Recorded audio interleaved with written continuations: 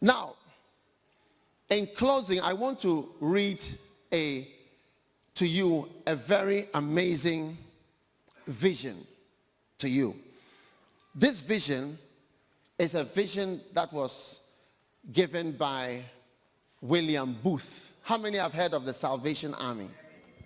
Salvation Army. Beautiful. Now, this is the vision that he had. He saw a dark, stormy ocean. Give me some volume maybe on stage so I don't shout, please. He saw a dark, stormy ocean, and there were black clouds hanging heavily over the sea. And now and then there were vivid flashes of lightning and thunder. When the winds moaned, the waves rose and foamed and dipped and rose again. In that ocean, he saw myriads of human beings plunging, floating, shouting, shrieking, cursing, struggling, and drowning. This is William Booth's vision. If you are interested, you can get, it's a book called The Visions of William Booth, 5 Visions of William Booth, if you are interested. Now, as these poor souls cursed and shrieked, they rose and they sank into the water and would rise no more. Now, suddenly, are you watching? Yes. Are you there? Are you with me? Yeah. Suddenly, in the midst of this angry ocean, a mighty rock like a mountain arose in the midst of the ocean. And around this great rock was a platform onto which some of the poor, struggling, drowning wretches were continually climbing out of the angry ocean.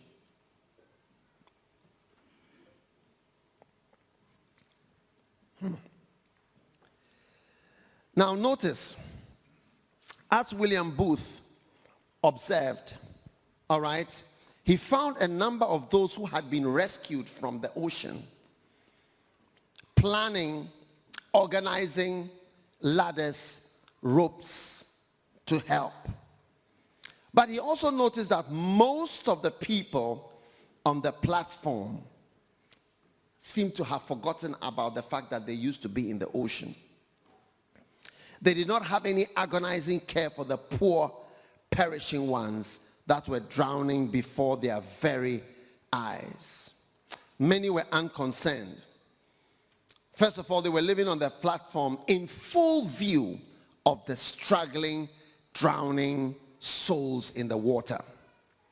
Another interesting thing about the occupants on the rock, you see, they were on this rock and they were surrounded by a sea of struggling, drowning, dying souls, shrieking, screaming for help. But the people on the rock seemed oblivious of what was happening in the ocean.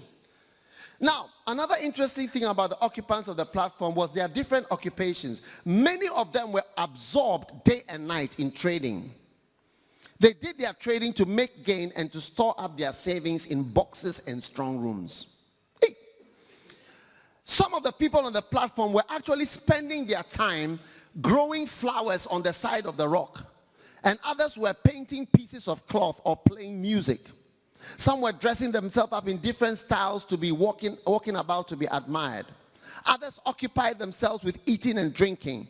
And all this was done in full view of the poor, struggling creatures that were drowning in the water all around them. This is William Booth's vision. This is the vision that he had about souls perishing. Now, some of the people on the platform were taken up with arguing about the poor, drowning creatures. The arguments had to do with what would become of them in future. Whilst beholding the strugglers, some of the people contented themselves with holding curious religious ceremonies.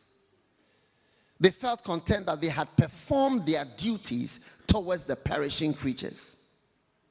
Now, William Booth looked more closely and noticed that some of the people who had come onto the rock had discovered a path to a higher platform. And those on this higher platform passed their time away with pleasant thoughts, congratulating themselves on their good fortune in being rescued from the stormy oceans.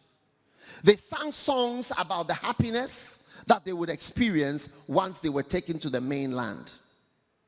Suddenly, the miseries, agonies, quarrels, and blasphemies of these poor creatures moved the pity of the great God, so he sent a great being to help them. And this great being leaped right into the raging sea among the drowning, sinking people. And he tried to help the people.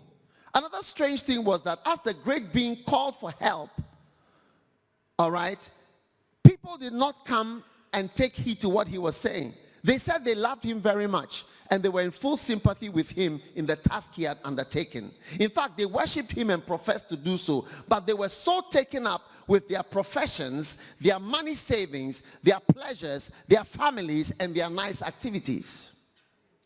Perhaps the strangest thing of all was that those on the platform were actually crying to the great being to come out of the water and spend some time with them to make them even happier than they were. Some wanted him to come and make them more secure on the rock. This is describing Christianity today. Others wanted him to take away their various doubts and misgivings they had. And they would cry to the great being who was in the water trying to save the people, "Come up, come out and help us." Ladies and gentlemen, this vision of William Booth is the vision of the church today. The ocean, stormy black ocean with souls dying, people perishing. And here we are up on the platform. We are the saved ones. And we are watching people struggling. And we are having ceremonies, funny religious ceremonies, and even calling people who are out there saying, "Come and make us happier here. Come and do things to make us feel more secure." But ladies and gentlemen, Jesus is telling us very clearly, go out. Don't try to be more happy. There are many people who don't know God will die and go to hell. But they need Jesus. And it depends on you. And it depends on me. Listen, instead of coming to church to ask God, "What are you going to do for me?" Let's ask God, "What can I do for you, Lord? You've been so good to me. You've been kind to me. How can I say thanks for all the things you've done for me? For saving me, for changing me, for rescuing me from the ocean. How can I say thanks? I can give my life to help to save some of the dying, drowning, struggling souls that are in the world today." Let us pray. Stand to your feet, please.